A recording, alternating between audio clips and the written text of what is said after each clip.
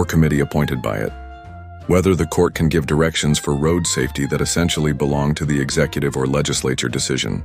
The Supreme Court dismissed the writ petition and held that the court cannot direct legislation or perform executive functions, while judicial review is a powerful weapon to restrain unconstitutional exercise of power by the legislature and executive.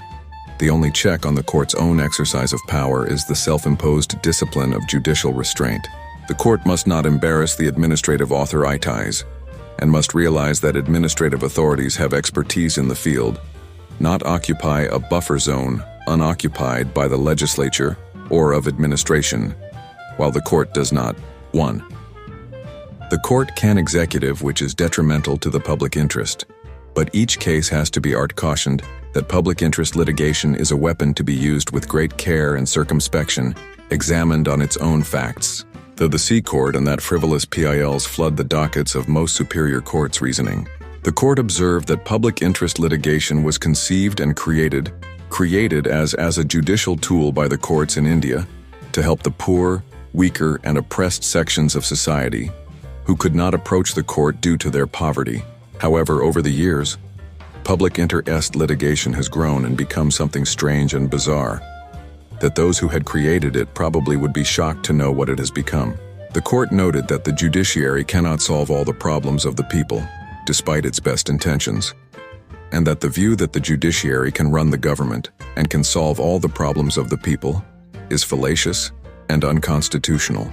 The court emphasized that the judiciary, legislature, and executive have to function within their own spheres, demarcated under the caste or reframe legislation, for the very good reason that it has no power to legislate Constitution and that the court cannot rewrite, recast, or. The court held that the High Court's direction to the Union of India to formulate a suitable Road Traffic Safety Act was a naked usurpation of legislative power, and that the court cannot direct the legislature to enact a particular law clear in significance. This case highlights the limits of judicial power and the need for judicial restraint in public interest litigation.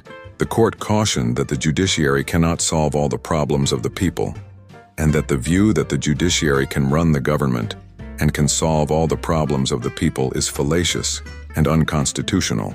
The court emphasized that the judiciary, legislature, and executive have to function within their own spheres demarcated under the Constitution, and that the court cannot direct legislation or perform executive functions. The court also cautioned that public interest litigation is a weapon to be used with great care and circumspection, and that frivolous PILs flood the dockets of most superior courts. The legal landscape of India